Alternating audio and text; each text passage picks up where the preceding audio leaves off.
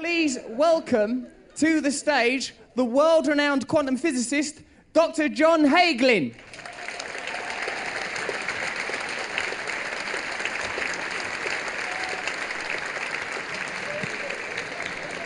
Welcome.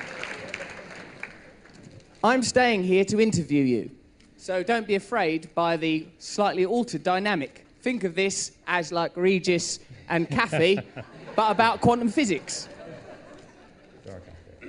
So I've got some specific questions that I've been given. Right.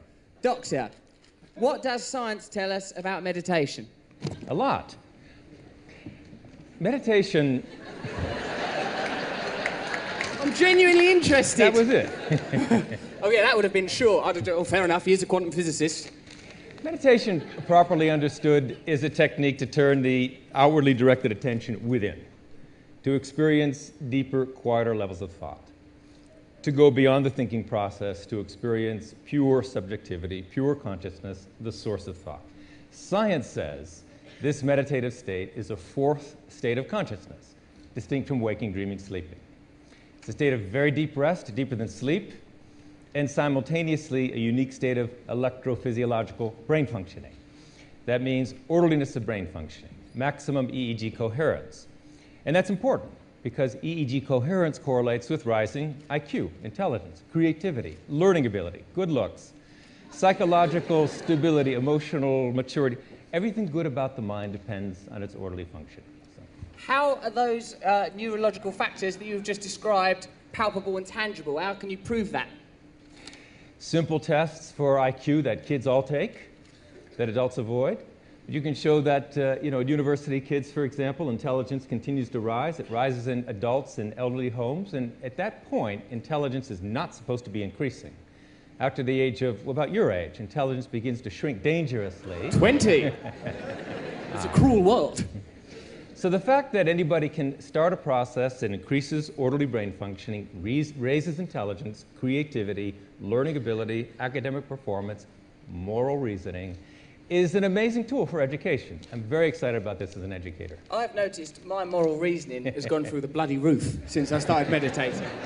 I'm so morally reasonable, sometimes I don't leave the house. What does the transcendental element of transcendental meditation mean, please, Doctor? The transcendental is important because it's not about thinking or concentrating or contemplating or visualizing or any kind of intention, any kind of effort. It's about slipping beyond thought to the experience of the source of thought, which is being, pure subjectivity, pure wakefulness. So when that happens, the awareness, which is normally sharply localized, and the harder we concentrate, the more sharply, narrowly focused the awareness is, starts to relax and expand and relax and expand, and then boom, unbounded. Then you get a burst of EEG coherence, and then when that becomes stabilized, orderliness of brain function, it becomes color fast, permanent. So just in simplistic laymanistic terms, that initial focus on the mantra gives you access to a broader consciousness. It's not the focus on the mantra, it's the fading of the mantra, which is part of the process. It's an ancient trick. It happens automatically. It's gone. And when it's gone, you are no longer localized. You are unbounded. It's that unbounded awareness subjectively that gives the global EEG coherence, orderliness of brain functioning. So it's not really about concentrating on a mantra, it's about transcending the mantra. I understand. Is there a religious or a doctrinaire component to this system? It's not a religion, it's not a philosophy, it's this technique, pure and simple, to experience the source of thought, pure consciousness. Now, people of different faiths may say, to them, it has deep religious significance. It resonates with their own beliefs. Many religious faiths, spiritual traditions, believe in the fundamental unity of life, which is now a scientific fact, the fundamental unity at the basis of the diversity of the universe. That's what the unified field is, but you knew that. Transcendental meditation I did actually, because I looked at that tree drawing. That's it, that's it. Like there is unified, all being is... At the source of diversity, yeah, the basis of diversity. So that diversity on this level, molecular, less atomic, less nuclear, less subnuclear, and then one. The force is all unified. That's the unified field, the fulfillment of Einstein's dream. The superstring revolution, which hit the UK, I understood, it hit here, and since then... nuts for superstring over there. It's like Beatlemania all over again. You could say that the long-term result of meditation is living the scientific truth of the unity of life, experiencing it momentarily and then stabilizing it and living the unity of humanity as a living reality in daily life. And that's what David Lynch was talking about, enlightenment, higher states of consciousness. This question, Doctor, it seems a bit aggressive, but I assure you it was given to me by Bobby Roth, who is a good man. This is not, like, I'm not improvising these questions, that's why I've got this thing. You are a quantum physicist. It begins with a statement. That's irrefutable. We've already established that. What are you doing talking about meditation? Seems aggressive, but that's the question. Since Einstein, physics has been about discovering the fundamental unity at the basis of the surface diversity of the universe. You dig beneath the molecular, atomic, nuclear, and these big particle accelerators to discover the unity deep at the core of physical reality. Meditation is a subjective means of experiencing that same fundamental unity of life. And that fundamental experience transforms the brain. It transforms the physiology as well. But really, it's the same unity from the perspective of modern physics that is experienced subjectively in the meditative state of pure consciousness.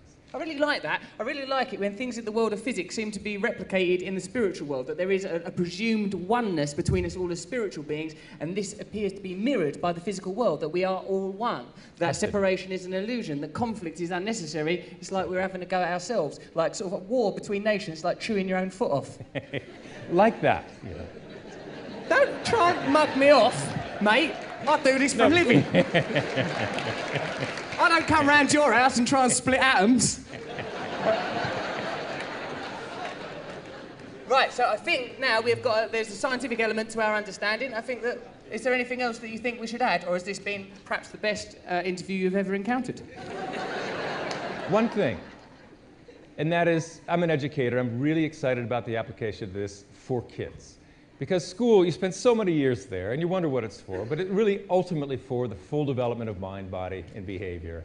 The addition of 20 minutes experiencing the unbounded self, developing the brain, actually developing intelligence, creativity, harnessing the full potential of the brain, that's what education should do. You add this to education, the transformation in the schools is unbelievable. So last year we launched at Radio City Music Hall a tech program to teach 1 million at-risk kids. We've done 120,000. Since then, 350 schools have incorporated this into the curriculum here and all over the world. It's going to be soon a very different world. And this is the wave of the future. The goal of our foundation is to get there sooner rather than later. And with the help of everybody here, we will really achieve meditation, full potential all over the world. And that's what we're about. And thank you very much. Thank you, Dr. John Hagelin.